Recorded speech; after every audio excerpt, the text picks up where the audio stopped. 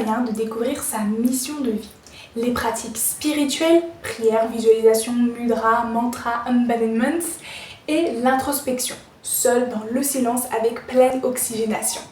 Enfin, on peut en mettre un troisième, non négligeable, comme la loi de l'attraction, c'est l'action.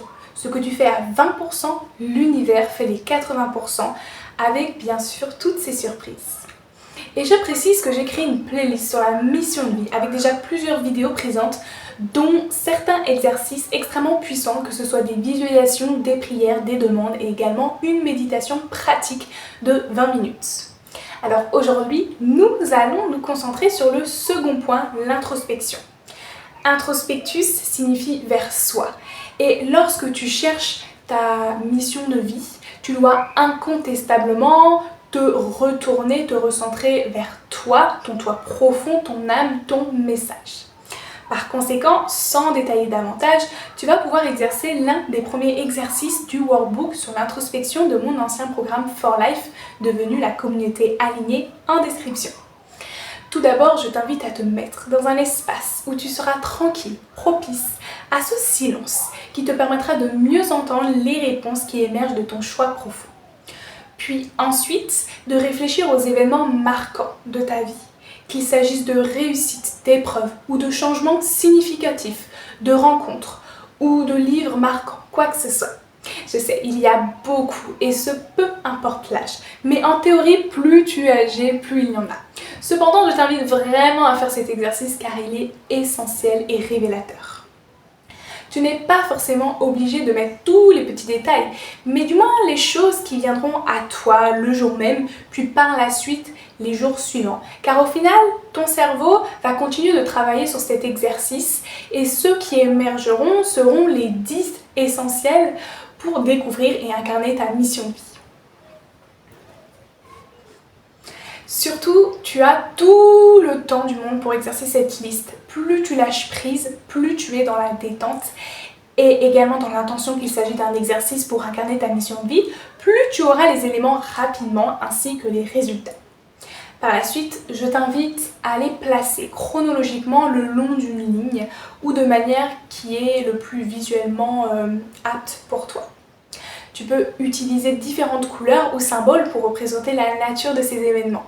Par exemple des couleurs chaudes, rouges, orange, que ce soit en stylo ou en stabilo, pour les événements positifs, ou des couleurs froides, bleu et vert, pour les défis ou moments difficiles d'empowerment.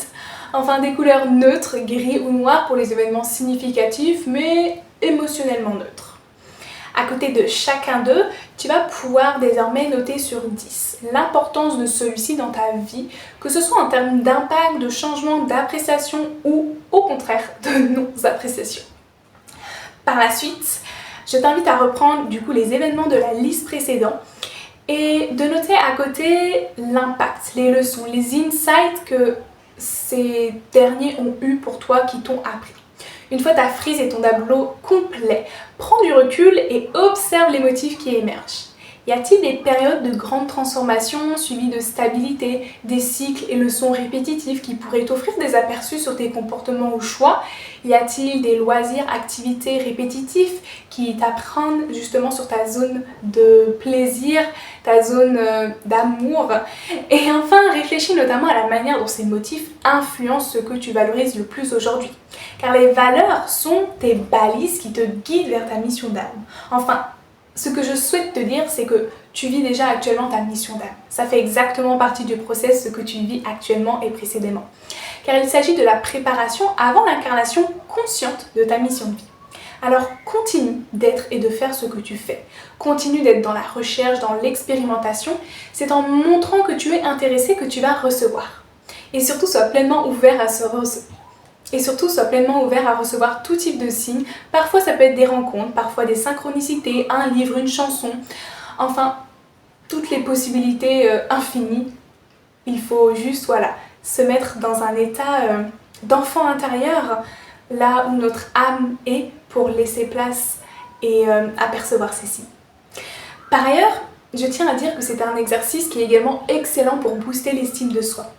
Te rendre compte de tout ce que tu as fait, parcouru, à quel point tu es forte et intelligente, que oui, tu es sage et persévérante. Alors nous en venons à la fin de cette vidéo. Tu as deux choix désormais, soit faire cet exercice dès à présent ou attendre un moment plus propice. Dans tous les cas, j'insiste sur le fait qu'il faut que tu le fasses pour avoir des résultats. Et tu verras, ce sera plus fun que prévu parce que tu seras clairement fière de toi. Ça va booster ta confiance et ton amour de soi. Et tu vas voir que ça va t'apporter également plus d'opportunités puisque tu vas plus oser en sachant déjà tout ce que tu as parcouru, tout ce que tu as fait, tout ce que tu as réussi et surpassé. Alors en attendant d'avoir ton retour en commentaire, je te souhaite une belle journée, un très cher exercice et une belle visite sur ma playlist de la mission de vie. Prends bien soin de toi et à bientôt pour une nouvelle vidéo.